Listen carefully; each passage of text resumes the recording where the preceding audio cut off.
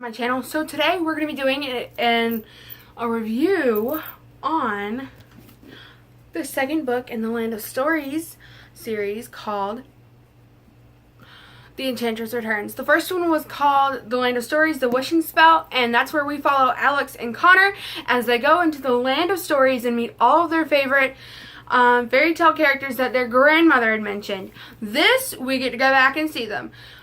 So yeah, without further ado, let's get into it. This one, it continues our story with the brother, Alex and Connor, with the brother and sister duo, Alex and Connor, and they are twins, and they are a little bit older now, and, yes, this book was so much, Colfer has gotten a lot better, just drastically between books 1 and 2, when it comes to his writing style. This was so much better than The Land of Stories. Story-wise, character development-wise, I would say, humor-wise, maybe not so much. I still feel the same about the humor. But yeah, I thought that this book did make me cry. But it made me cry not in the way that y'all think it would make me cry. So, if that's any helpful, and if it's not, I sincerely apologize, but still. I loved it. I thought it was really, really good. They go back into the Land of Stories. The last time they went in, the only way that they could go in was through the storybook that their grandmother gave them. Their grandmother is the fairy godmother, Egad, which they find out in the first book. So if you haven't went and read the first book, you really shouldn't be watching this video. I'm sorry for the spoiler, but you set yourself up for it, okay? Okay.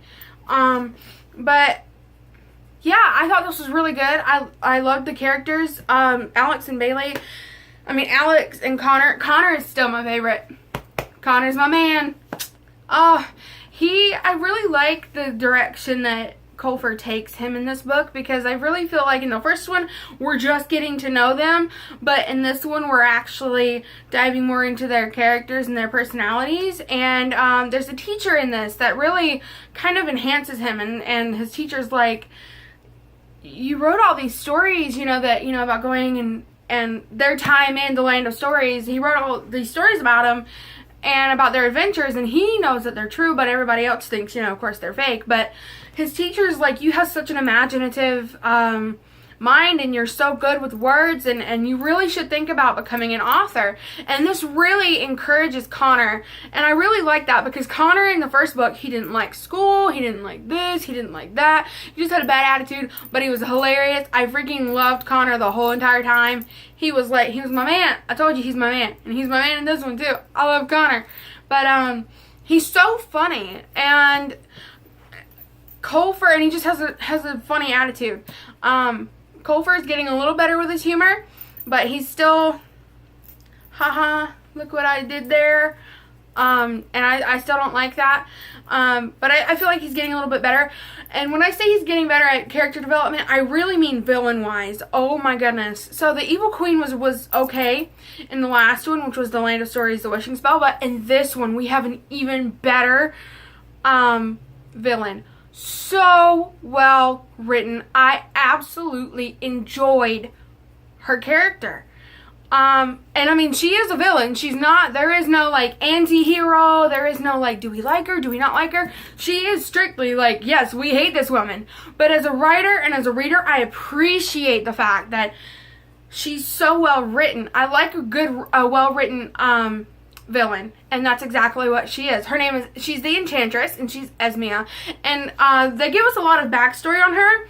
They gave us some backstory on the Evil Queen in the Land of Stories, but they didn't give as much as I would have liked, which kind of made me like a little distant from her as a character. But he really got inside of Esmea's actions and why she is the way she is and what made her this way, and he went over the story, and you kind of felt sorry for her in a way, because of it's her actions and it's her environment that made her the way she was. She was I am going to go into details, so if you don't want to listen, I guess I will put the book down, and then when I put it back up, it's free for you to listen. So mute the TV or your video. And now, Esmea is, of course, a sorceress, and we get to see what makes her that way. She was a fairy. So she was a fairy back before she became the sorceress, and she was training under the fairy godmother, under Alex and Connor's grandmother, and all the other fairies were jealous of her because she had this really great power, and I think she came from our world, and the fairy godmother knew about her, so that's why she was like, okay, well, Esmea, we're going to bring you here, and we're going to have you train here, you know, your powers and everything. And she was like, great, great. And she became very powerful, and she was next in line for fairy godmother until she started getting a little out of hand with her powers. That's when the fairy godmother was like, okay, we need to appoint somebody else. And they appoint someone else, and this spurns Esmea on to do what she does. One time she falls in love with a man who doesn't love her back. He just loves her for her power, and he traps her. She traps him in a jar, and that's what just spurs her on. You know, she's been loved, and she's been in love with so many men, or these guys, and you know, people have done her wrong and everything, and I mean, you know, I'm not saying that's an excuse, but it just goes to show you, what life can do when you've been handed bad circumstances. And I think that, hello everyone, welcome back. I'm going to continue. But I think that, you know, her character is what is like the product of what happens when you make bad decisions in life. You either have road A or road B. And if road A is bad and you make the decision to go down road A, it's going to, you know, lead you to bad decisions, you know, turn you into, you know, not a bad person, but just it'll lead you down a bad road. Whereas road B is the, you know, right option. So it's kind of like right and wrong. She was presented with that, and she was pushed by that she was pushed to that by her circumstances, by her people, by her environment, and ultimately she made the decision to go evil. And I can see where that comes from, because she's, you know, I'm trying to find, there's a line in here somewhere that I underlined that I was just like, oh my gosh, yes, like I could associate with it. He made her real, is what I'm trying to say. He made her circumstances real. Like, you know, I've gone through this, you know, nobody listened to her, and nobody, you know, sometimes I feel like nobody listens to me, and I was just like, I found myself in a roundabout way kind of associating and connecting with Esmea on that level, which then, you know, of course makes her such a better villain. And her, I don't want to say her evilness, but I mean, her evilness has a part in her being a villain, okay? Like, hello. Her evilness, I don't even know if that's a word, but let's just pretend like it is. It's all just encompassed in what makes her a great villain. She has a great backstory, a great, you know, great attitude. She's very like, me, you know, I'm here, it's Esmea, you know, ha ha ha. I love her attitude. I'm like, you know, if you weren't so bad, maybe I don't want to be you. I appreciate that, and I appreciate Colfer. I really think, you know, and it goes to show you, same example with like F. Scott Fitzgerald. His first book, This Side of Paradise, I only read half of it, and it was okay. It was not his best. And it's unfortunate because a lot of people are like, oh my gosh, that's one of his best works, but that was his first work. Whereas Great Gatsby is I think it's his final work. I can't remember. I think that he wrote The Great Gatsby last. And you can tell that there's a big difference from This Side of Paradise to The Great Gatsby. And he's just lyrical. He becomes poetic, you know, and philosophical. And whereas in This Side of Paradise, it's more like just telling a story. And so I really think as an author he progressed. You can see him get better as his writing progresses, as he, you know, you see his writing get better as he keeps writing. And the same thing goes for Colfer. Now, I've only read 2 of his books, but this one was far better in comparison than The Land of Stories. I thought there was just so much more. The relationship between Alex and Connor grew. You grew to love them even more. Red, she's conceited and she's vain, but I also kind of, she grew on me this time, and it really shocked me because I actually like Red in this one. And I didn't really like Red in the other one because I just felt like she was means to an end. And I thought she was very vain and conceited and like, you know, me. And in this one she still is, but I still feel like she's learning. And I really appreciate that as a reader. She's learning that, okay, you know, I need to start thinking about somebody else. I really need, and it's a lot have to do with like her friends and the relationships that she's built and everything. And I really like Red's transformation in this as well. We have Jack, we have Goldilocks, of course they're the same. We get to see that.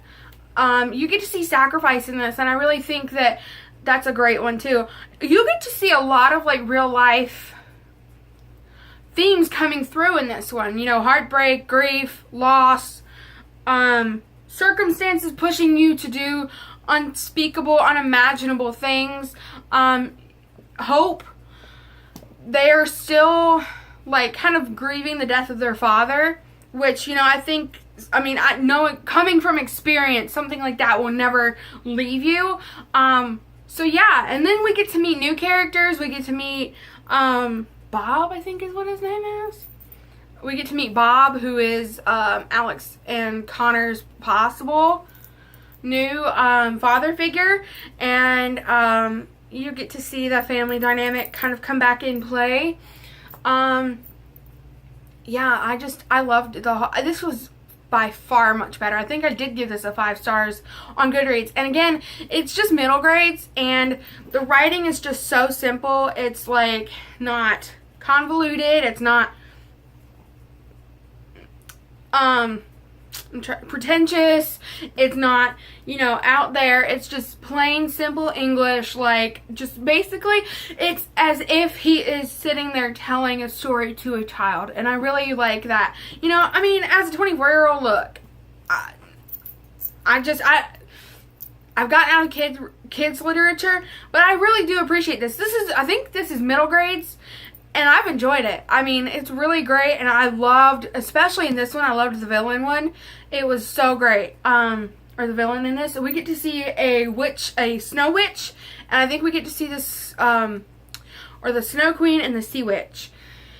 And those are really interesting too. And it's really cool because the front of the book, you have the sea witch over here, the snow queen over here, and then we get to see polar bears, and the harp from Jack and the Beanstalk is there. So we get to see a lot of like different characters, old and new, coming back in and visiting. I love it. I think it's great, and I cannot wait to read the next one. The next one is called The Land of Stories, A Grim Warning. So that one's gonna be really cool. And I'm looking forward to it.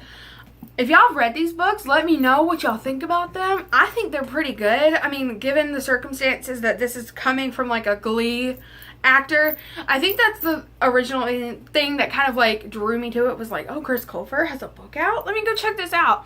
And then of course I'm a sucker for any retelling, especially if it has to deal with my fairy tales. I really like comparing and contrasting because I did take a fairy tales literature course in college, and that was a whole lot of fun. I had a blast in that.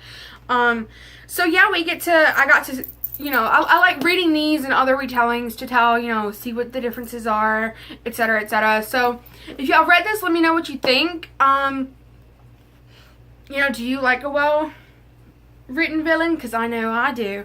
But yeah, other than that, hit the subscribe button, like, notification bell so you're notified as to when I upload new videos. I upload every Monday, Wednesday, and Friday. At least I try to when we don't have inclement weather here in North Carolina. Anyways, so yeah, also follow me on Twitter, Instagram, and Bookreads at LivLovesBooks17. I post a lot about behind the scenes stuff, writing stuff, other book stuff. Usually it's on my social medias that I always update y'all on what I'm reading first. I'm still reading Clockwork Angel and A Study in Charlotte by Brittany Cavallaro, so I'm still reading those. I do not have an update for y'all as of right now for a new book or anything, but I will get back to y'all on that as soon as I do. Other than that, I hope y'all have a great day. I will see y'all next time. Bye.